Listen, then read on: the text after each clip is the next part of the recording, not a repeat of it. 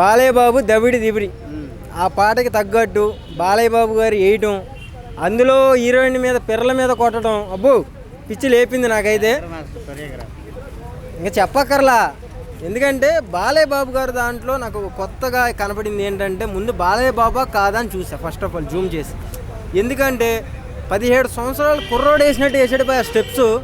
వాయమ్మ దీనమ్మ ఏం తిప్పుతున్నాడు, ఏం కథ, ఏం తింటాడు ఏం కానీ తెలియదు. కానీ బాలయ్య బాబు గారు జై బాలయ్య బాబయ్యక నిజంగా. అంటే ఈ సినిమా ఈ సాంగ్ రెండోసారి ఐటమ్ సాంగ్ చేయడం ఏమి, రెండోసారి కూడా చేసినా సరే ఆమె పెట్టుకున్నారు అంటే పిర్రల మీద కొట్టించుకుంది హైలైట్ అది. దీనమ్మ నేను .1 ఇంకా అదొకటే మాట్లాడతా. బాలయ్య బాబు గారు పిర్రల మీద కొట్టే విధానం నాకు వాళ్ళ నాన్న గుర్తొచ్చాడు. అప్పుల్లో వాళ్ళ నాన్న కొట్టాడు పిర్రల మీద, ఉప్పుల్లో బాలయ్య బాబు గారు కొట్టారు. నిజంగా హైలైట్. ఆయనేమో ఇలా గుద్దాడు, ఈయన ఏకంగా అచ్చు గుద్దాడు. పాపం అమ్మాయికి పాపం హీరోయిన్ గారిని హాస్పిటల్ తీసుకెళ్ళడం లేదా జెండు బొమ్మ రాయండి దయచేసి. పాపం వాసిపోయాం అంటే మీ దెబ్బ మాకు తెలిసిందే ఎలా పడిద్దో, మీ కోపం కూడా ఎక్కువే. ఏమో మరి కథ.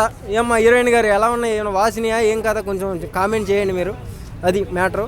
నిజంగా దబిడి దిబిడికి తగ్గట్టుగా బాలయ్య బాబు గారు నిజంగా దబిడి దిబిడి చేస్తాడు. అందరికి కూడా పిర్రల మీద కొట్టే విధానం అయితే చాలా బాగుంది. అది ఏమండి 17 సంవత్సరాలు కుర్రోడు వేసినట్టు స్టెప్స్ ఉన్నాయి బాబు దేవుడా అంటే మళ్ళీ తిప్పికొచ్చినాయి ఏందండి.